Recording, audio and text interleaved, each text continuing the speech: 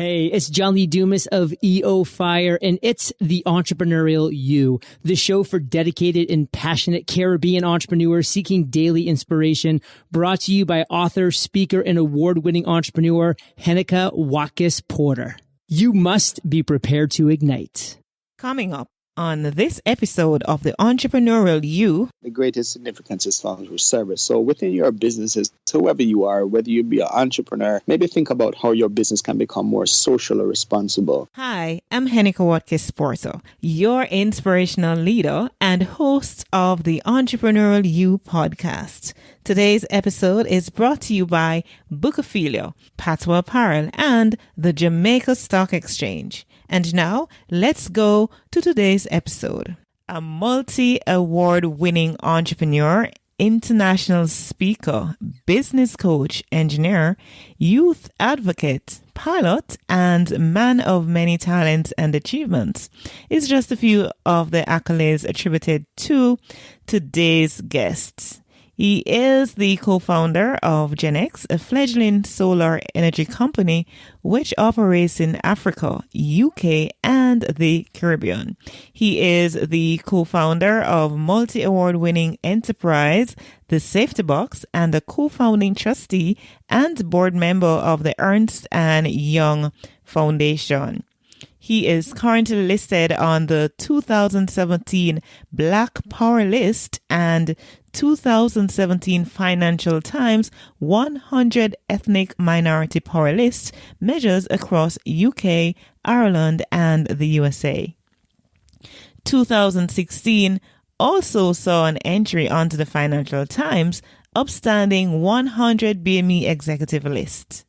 Despite his many achievements, Nathaniel Peat's most compelling trait is his dedication to helping young people rise and make a positive difference in their own lives as well as in the lives of others in their community.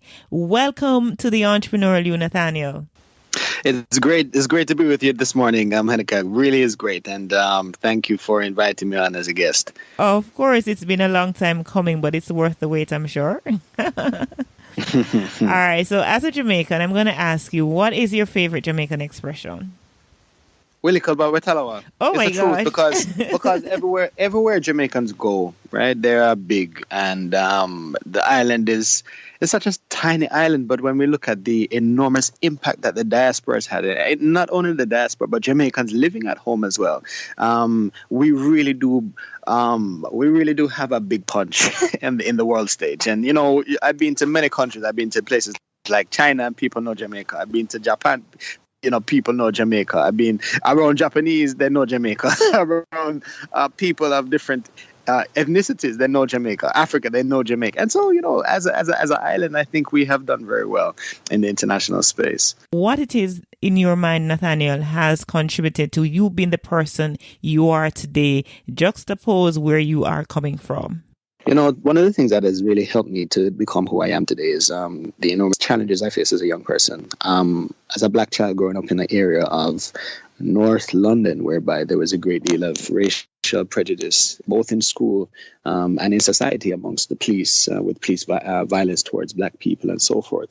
Being amongst that, I really didn't have many role models to look up to outside of my own family and individuals. And I had to think of ways in which I could achieve. I didn't do well at school.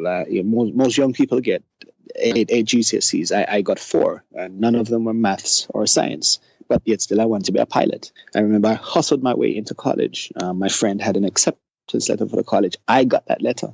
And I showed it to the security guard, and I got into the college, and I queued up in the A-level physics line. They rejected me the first time. And when they rejected me the first time, after waiting for an hour, I went back again. I queued up for another hour.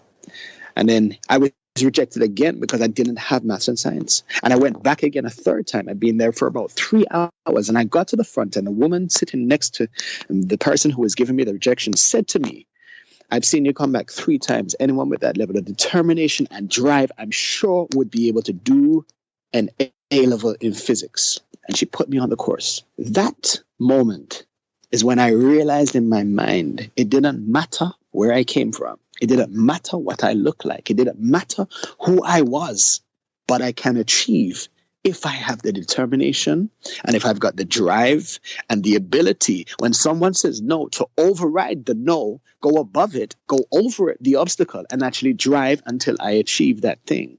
And that has remained with me in everything that I've done. And I've applied the same model of belief and faith and determination and drive and persistence. It takes a lot to actually receive and not back and get back up and keep on moving. And essentially, that's what I have had to do with every faction of my life. And that has helped me to push and drive and has helped me to get to the place where I am now. And so, you've co-founded Genex. Tell us a little about Genex. Well, Genex is a renewable energy company that was born out of the great need to address the issue of energy poverty around the world. At the moment, a number of people internationally do not have power. About 1.2 billion people around the globe don't have power. That basically means young people are burnt with kerosene lanterns and people die because of respiratory problems, or there's indoor cooking and houses and homes burned down. It means they don't have access to the internet, and it causes a great deal of problems for society and for countries that don't have the ability to do business on an international level. It limits trade, it limits industry. And so we wanted to really create a change. We wanted to do it differently. We didn't want to basically just give people power. What we wanted to do essentially was to teach them how to build their own solar. By teaching them how to build and assemble, it means then when a solar lantern goes into a rural area, and let's say something happens to that lantern, they don't have to send it back or get it back out 20 kilometers to a village, but instead we train the people locally so they know how to fix it and assemble it, which gives transferable skills, which then helps them to now be able to fix something else, which gives them a job and helps them to elevate directly from poverty. So it is a social commercial business in that we have a social aspect where we help and we train, teach people how to build, how to maintain, and how to install our solar products. And we have a commercial arm whereby distributors then buy our products, and then we employ the people that we've trained from the rural poor areas to then install that for the commercial client. And so we have a social commercial business, and the focus of Genex literally is profit with purpose. The name actually Genex means like Genesis, a beginning. There was light at the beginning of the earth. And we literally take that light and try to empower and try to liberate people from a bondage of lack of having the same access to things such as electricity and the internet and finance by releasing them from that bondage, which is summarized quite well with the X in the Gen X, which is Exodus. So it's like a Genesis and the Exodus. It's a beginning and it's a breakthrough. And so that's essentially what Genex is about, liberating and ensuring people have the ability to have power and live in a good environment with electrical power. So, of course, I've following you on all the social media channels, and I can see social entrepreneurship as a common thread that runs across all the things that you're doing. So before we continue on that, because I want to talk a little more about, your social entrepreneurship ventures and so on, I'd want to still take a break right here and come right back so that we can get more into detail. So give me a moment. Success is something that we gradually work towards as an end goal, but we need to be in the right environment to make it happen. Bookophilia is dedicated to providing a space for book, coffee and tea lovers, creatives, educators, students, and professionals who want ideas, innovation, and inspiration. They have a variety of high-quality books, a cafe, events such as book launches, signings, and art exhibitions, and professional services uniquely tailored to your needs, culture, and tastes.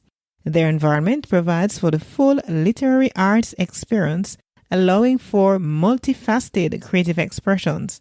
Find them on Facebook, Instagram, and Twitter at Bookophilia. Do you want to see the world filled with better leaders? Filling the world with leaders worth following starts with you, and you can be that leader in your company, organization, or community. On May 4, 2018, join more than 100,000 leaders from around the globe at the world's largest leadership event, LeaderCast Live. Broadcast live from Atlanta to a community near you, LeaderCast Live will allow you to learn from leaders like Andy Stanley, Michael Hyatt, and Dr. Jim Lure.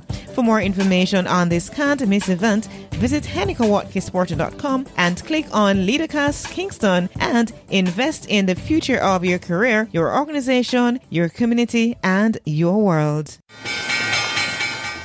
We needed to raise capital, but our experience with local financial institutions was that they were cautious and slow to act, and interest rates were far too high.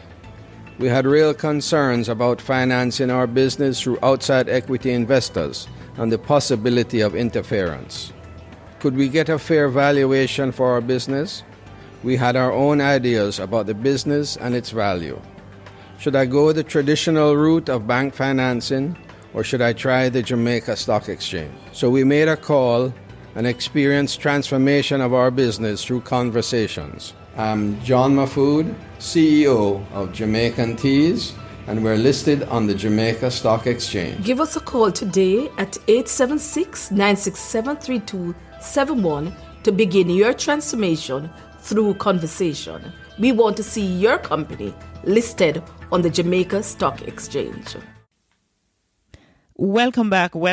And we are speaking to Nathaniel Peat. He is a co-founder of GenX, among other things. You know, we talked about his accolades in the intro, and we are continuing to talk about social entrepreneurship. And I'd like to get from you, Nathaniel, what is the primary motivation behind all the things that you're currently pursuing right now? You know, the primary goal is to ensure that I'm fulfilling my purpose in life. You know, the greatest significance in life isn't found through the house you live in. It's not found through the car you drive or the bank balance that you have. The greatest significance you find in this life is found through service. Now, service, when you apply to business, you're addressing people's needs. If you can address somebody's needs within your business, you're going to be a successful business person. And so everything which I do now has to improve the society, has to improve life, has to improve somebody else's life. And so that is termed now social entrepreneurship. But people have the wrong idea about social entrepreneurship. Social entrepreneurship is not non-for-profit. Social entrepreneurship is actually profit with purpose. It's not bad to say the word profit. Profit is good. Profit is good because with profit, you are able to do more. You're able to serve more. You're able to provide for people's needs more. And you can do that in a very creative way that empowers society and helps people. So my primary goal really is to fulfill my purpose. I'm a very passionate person. I'm passionate about life. I'm passionate about what I do. I'm passionate about everything which I touch. I'm passionate about living. I'm passionate about relationships. I'm passionate about friendships. And that passion really is the key thing married directly into then what I do now. I'm able then to fulfill my purpose, and that's really what the primary thing is that drives me and keeps me going. So I'm glad you mentioned purpose, because I'm going to segue nicely into the fact that you are actually paying it forward. So it's not just about what it is, you know, you are what it's doing for you, but how it is that you're paying forward. And so you mentioned purpose. What is your purpose really? My purpose is to ensure that I leave an impact, a legacy.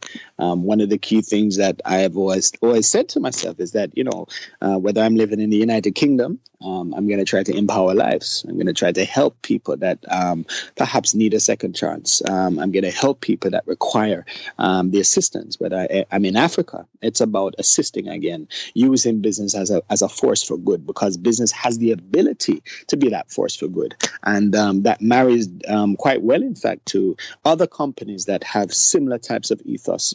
You know, the Virgin brand, Virgin Unite, has really coined that term. And, you know, Sir Richard Branson has also coined that term where he's, you know, he had this statement, which is have fun, you know, make money. and do good. And this concept of having fun with what you do, being passionate, making money, you have to make money. And then once you've made the money, you can do good.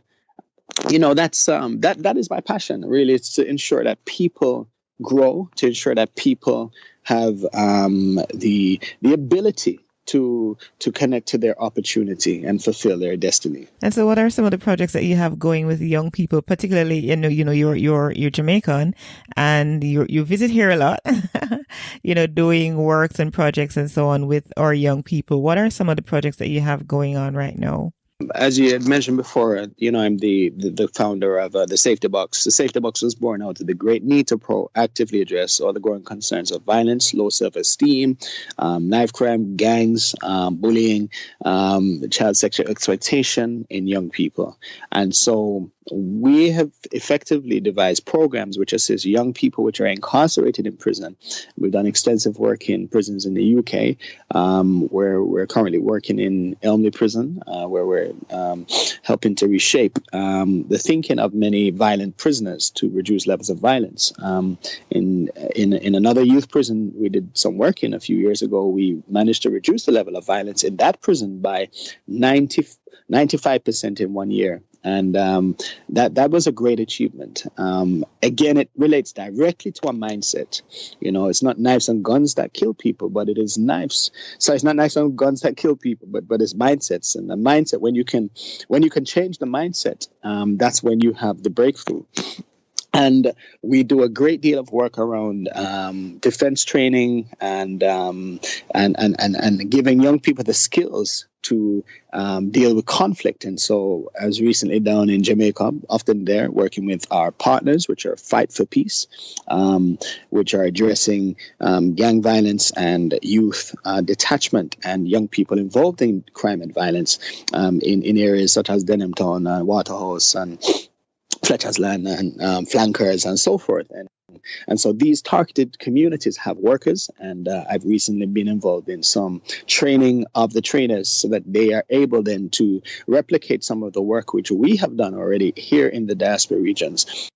To reduce levels of violence. And you see, this is about best practice. This is about sharing again, because as a collective, we're able to do more. And I'm very, very keen on forming partnerships with credible people. And so we have credible messengers which deliver these types of programs. And that's one initiative that we're working around youth crime and violence. I have another organization which is known as Jamaicans Inspired, which is looking at several youth projects. We're partnered with the JCDC in Jamaica, where we support the Festival Queen projects that they do with young people around education, around community development. We help other youth in terms of connecting them with sport. One of my mentees is Yona Knight Wisdom. He came to me when he was young and he said he wants to dive for Jamaica. So I had some connections with the team Jamaica and I connected him over, and then he got a sponsor, and the UK said that he was too tall to dive, but then he wanted to dive, and he said that he's going to make it to the Olympics, and people were saying no, he's not going to make it. But what happened? He dived in the 2016 Olympics. Why? Because of belief, because of faith, and because of dedication.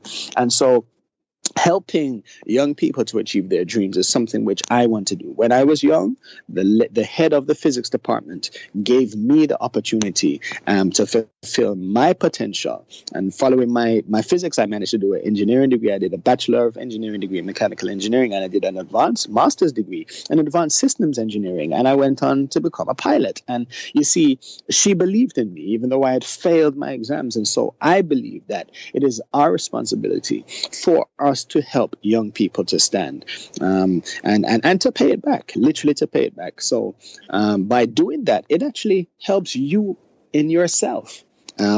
There's hormones which work with our body, dopamine and oxytocin, and these are good, healthy hormones for our body.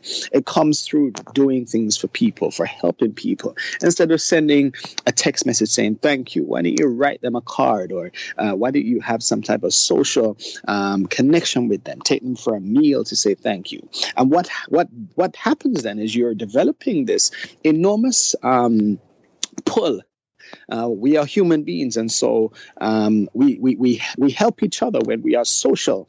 We're social creatures when we do things for each other, when we are kind to each other, when we show that we care for one another. That's when it boosts our own hormonal balance. So this way of living literally is good for our health. And that's another reason why I'm so heavily involved in social entrepreneurship, because to have somebody that is moved from a position of hardship into a position of plenty and increase, it is a great thing, a great feeling, a great emotion. Of course, and to whom much is given, much is expected. And I love the fact, as I said before, that you're in fact paying it forward. You know, you're not just someone who is making the top 100 list here, there, and everywhere, which is quite, a great feat, and it's quite admirable. But the fact that you are paying it forward and it's not necessarily just staying with you. Any final thoughts that you want to share, Nathaniel, before we go? I mean, the greatest, like I said before, that the greatest significance is found through service. So within your businesses, whoever you are, whether you be an entrepreneur, maybe think about how your business can become more social or responsible. Do you have a commercial social responsibility built into your business? That will help your business, believe it or not. You can generate new leads as a result of that. If there is anything that you have influence, I have another statement which I use. I say it's not about affluence, it's about influence. At the moment, I'm trying to help and assist Oxford University in the United Kingdom that hasn't had many Black people attend their colleges. The recruitment is hard. And when I mean Black people, I'm more referring to African Caribbean people. And I'm going to be helping them to develop a strategy whereby more people can apply to the university and just look at ways in which we can restructure the way in which they advertise and do things at the university, which encourages more. Look to see where you have some level of influence and then try to disrupt that, try to get involved. And as a result of doing that, it will really help you build your network. Remember that you are an eagle, and eagles have the ability to rise above every other bird. I don't want you to think about competing. I would prefer that you dominate. The eagle dominates. When the eagle flies, it sees a cumulus nimbus cloud. It shifts its wings, adjusts itself, and rises above the cloud. And I would encourage everybody to think like an eagle, behave like an eagle, dominate in your industry sector, and watch and see which other eagles will want to fly with you. Well said, and a good note on which we can end. But of course, you are somebody who practices exactly what you preach. And earlier in our pre-interview chat, you did mention that you have something that you want to give away to our audience members. So our peak performers right here listening to you right now. Go right ahead and share that with us, Nathaniel. I really am interested and invested in people. And I do coaching, and I also do business mentoring. So what I'd want to do is give an hour worth of coaching for somebody that really wants to bridge and think differently about their career, maybe their business. They might be looking at a career change. They want to speak to somebody about that. They might be somebody that wants some guidance with their business. And just a 1 hour conversation could actually help and steer them in the right direction. It begins with the first step. So I'm about going further and going faster. So if you want more information about me, you can check my website, www.nathanielpeat.com. And I'm on all social channels, which I'm sure we'll hear about via the social channels that go out around this media. Let me go again. So nathanielpeat.com is the website. On Twitter, I'm at Nathaniel Peat. Right. Okay. So my LinkedIn is Nathaniel Peat. My Facebook is Nathaniel Peat. My Twitter is at Nathaniel Peat. And my Instagram is at Nat Peat. Awesome. So we have that. And it has been a pleasure talking with you, sharing really a great moment, inspirational moment. And we look forward to the many more successes that you will have. Continue to make this world a better place. The world is better because you're in it, Nathaniel. Thank you. Bless you. And you also. Thank you for bringing these media to the world. So it's great. Keep on pushing and keep on listening, listeners. What do you know? We have come to the end of another great episode of the Entrepreneurial You podcast. I trust that you learned something and that something resonated with you so that you can share with others. And speaking of sharing, I'd so love for you to leave a comment on the show notes page of each episode. Well, we're talking about this one in particular. Leave a comment at the end of the page so that when you go the topic, you click down. And at the end, there's an option there for you to comment. If you're accessing through iTunes, then by all means, I'd love for you to leave a rate and review. That will keep us as a top-rated podcast. It means a lot to me for you to help me out in this way, right? I know you are listening from all over the world, and I so appreciate it, from Japan to Germany to India to Pakistan, everywhere in the Caribbean, in the United States, in Jamaica in particular. Big up my Jamaican peeps. Big up those, of course, in Ohio and all those other states that persons are listening in from, that you are listening in from. I so truly appreciate you. Now, if you want to reach out to me personally, you can actually send me an email, send it to Heneka Watkis-Porter at gmail.com. I am truly looking forward to connecting with you. If you want to send me a voicemail too, you can do that through my website. Just go to the middle at the right of the screen. There is an option for voicemail when you go to henekawatkisporter.com. I do want to hear from you. Remember, you were born to win, but to be a winner, you must plan to win, prepare to win, and expect to win. Walk good.